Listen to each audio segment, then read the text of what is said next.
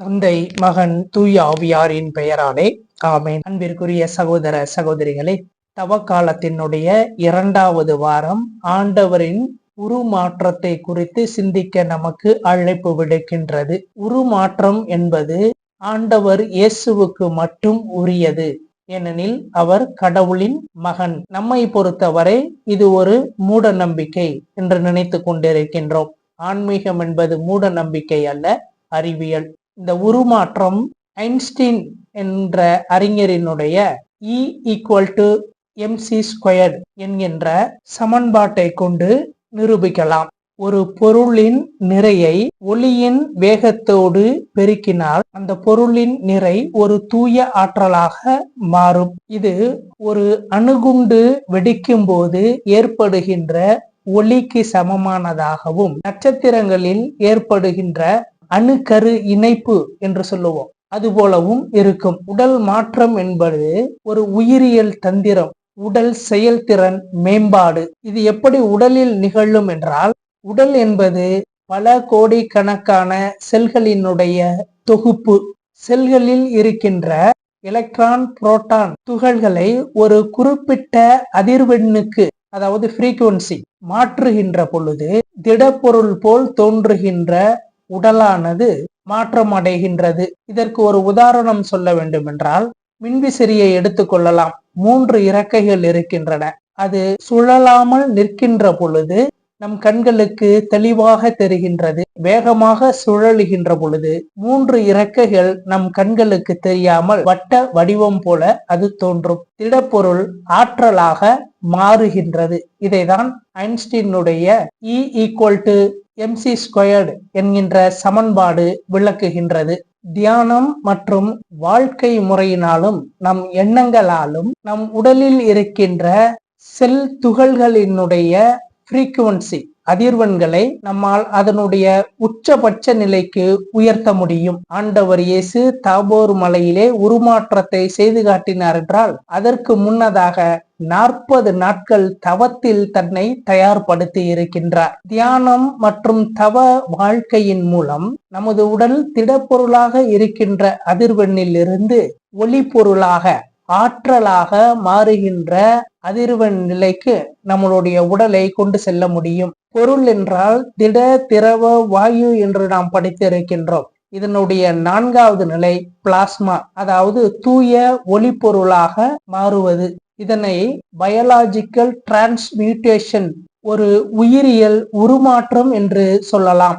ஒரு உயிரினுடைய துயரத்தை காணும் போதெல்லாம் நான் துயருறுகிறேன் என்று சொல்லுவது ஒரு தத்துவம் அல்ல, ஆழமான அறிவியல். உருமாற்றத்தின் திறவுகோல். நரம்பியல் நிபுணர்கள் நம்மளுடைய மூளையில் மிரர் நியூரான்ஸ் என்ற செல்களை சொல்லுகின்றார்கள். இதனுடைய வேலை என்ன என்றால், ஒருவன் அடி வாங்குகின்ற பொழுது நமது உடலிலே நாம் அடி வாங்கியது போல விசுக்கென்று உணர்கின்றோம் அல்லவா, அந்த வேலையை இது செய்கின்றது. இந்த மிரர் நியூரான் செல்கள் பிறருடைய உணர்வை நாம் அப்படியே உணர செய்கின்றது.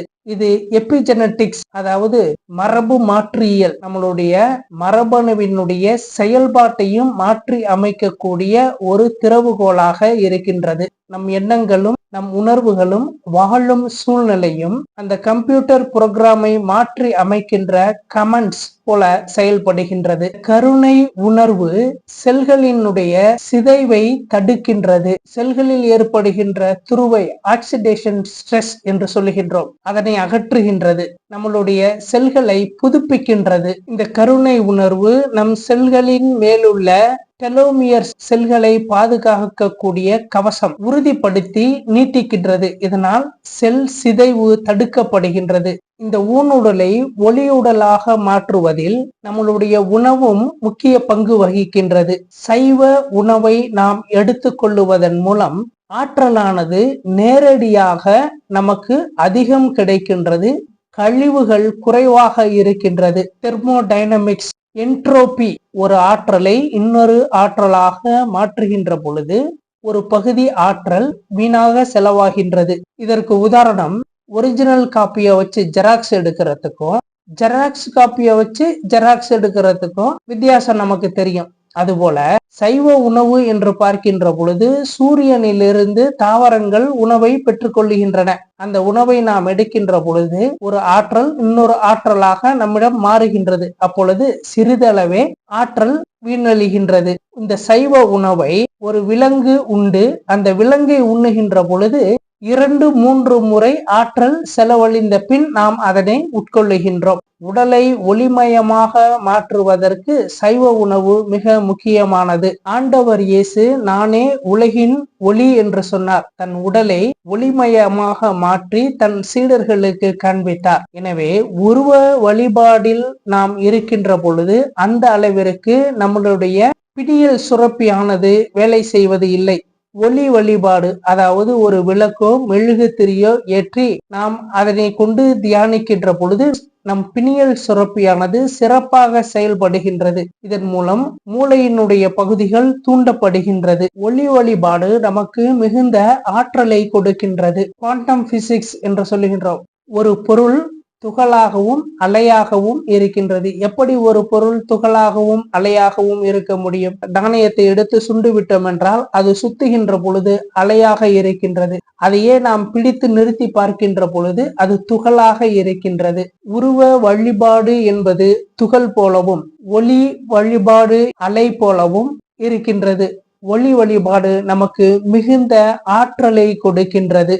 அலைநிலை என்பது எல்லையற்ற ஆற்றலை கொண்டது. கருணை, இரக்கம், அன்பு போன்ற நற்குணங்கள் நம்மை நல்லவர்களாகவும் உயர்ந்தவர்களாகவும் காண்பித்துக் கொள்ளுவதற்காக அல்ல, அது நம் உடலை அழியாமல் காக்கின்ற கருவிகள் என்பதனை உணர்ந்து நாம் அதனை ஒவ்வொரு நாளும் நம்மளுடைய வாழ்விலே பழக வேண்டும். ஜபம், தபம், தியானம் என்பவை உடல் மனத்தில் இருக்கின்ற சோர்வுகளை அகற்றி நம்மை புதுப்பிக்கின்றது. இந்த உலகத்தில் இருக்கின்ற இயற்கை சக்திகளோடு நம்மை இணைக்கக்கூடிய ஒரு பெரும் சாதனமாக அது நமக்கு இருக்கின்றது. அதிலும் ஒளி வழிபாடு என்பது நம்மை ஒளியாக மாற்றக்கூடிய ஆற்றல் மிக்கது. நம் சித்தர்கள் காயகல்பம் என்று சொன்னார்கள்.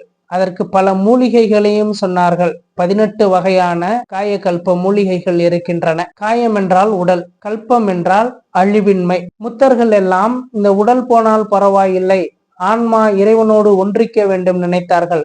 ஆனால் நம் சித்தர்கள் மட்டும் இந்த உடலும் அழியக்கூடாது, இந்த உடலை மாற்றி அமைக்க வேண்டும் என்று நினைத்தார்கள். அதனை அவர்கள் தங்களுடைய உடலிலேயும் செய்து காட்டினார்கள். 2000 ஆண்டுகளுக்கு முன்பு E=mc² என்று இன்று ஐன்ஸ்டீன் சொன்னதை நம் ஆண்டவர் இயேசு கிறிஸ்து தன்னுடைய உடலிலே தாபோர் மலையிலே தன் சீடர்களுடைய முன்னிலையிலே செய்து காட்டினார். நாமும் அழிந்து போகின்ற இந்த ஊனுடலை அழியா ஒளி உடலாக மாற்றி அமைத்து கொள்ள முடியும். ஊனேயானும் உடல் அழியா ஊழிதரும் ஓங்கும் உத்தம சித்தியை பெறுவீர் சத்தியம் சொன்னேனே என்று நம் சித்தர்கள் பாடியிருக்கின்றார்கள். ஊனென்றும் உயிரென்றும் குறியாமே முழுதும் ஒரு வடிவாம் திருவடிவம் உவந்தளித்தபதியே என்று பாடியிருக்கின்றார் நம் சித்தர்களில் ஒருவர். இந்த ஊனுடல் ஒளி உடலாக மாற்றம் பெறுவதற்கு மிக அடிப்படையில் தேவையானது அன்பு மட்டுமே. அன்பெனும் அணுவுள் அமைந்த பேரொளியே என்று பாடியிருக்கின்றார்கள். இயேசு 2000 ஆண்டுகளுக்கு முன்னால் அவர் செய்தார். அவர் இறைமகன், அவரால் முடியும். இது இன்று நமக்கு சாத்தியமா என்றால், ஒரு நாள் கிரிக்கெட் போட்டியில் ஒரு தனி நபரினுடைய 200 ரன்கள் என்பது ஒருவர் அடிக்கும் வரை சாத்தியமற்றதாக இருந்தது. அதன் பின்னர் எத்தனை பேர் 200 ரன்கள் ஒரு நாள் போட்டியில் செய்திருக்கின்றார்கள். முயன்றால் முடியாதது ஒன்றுமில்லை. உலகமெல்லாம் போற்ற ஒளி வடிவனாகி திலகன் என இருக்க நம்மால் முடியும். இயேசுநாதரனுடைய இந்த உருமாற்றம் கட்டுக்கதை அல்ல, அறிவியல் உண்மை. இயேசுவுக்கு பிற்பாடு யாரேனும் தன்னுடைய ஊனுடலை ஒளி உடலாக செய்திருக்கின்றார்களா என்றால் 1874 ஆண்டு ஜனவரி மாதம் 30ஆம் தேதி ஒரு நபர் அதை தன்னுடைய உடலிலே செய்து காட்டினார். அவர் யார் என்று கண்டுபிடித்தால் அவருடைய பெயரை நீங்கள் கமெண்டில் சொல்லலாம். சென்ற ஆண்டு இதே நாளில் ஆண்டவரினுடைய உருமாற்றம் குறித்து சிந்தனையானது வழங்கப்பட்டது. அதனுடைய லிங்கையும் டிஸ்கிரிப்ஷனில் கொடுக்கின்றேன். விருப்பமுள்ளோர் அதனையும் பார்த்து பயன்பெறும்படி கேட்டுக்கொள்கின்றேன். தந்தை, மகன், தூய ஆவியாரின் பெயராலே ஆமேன்.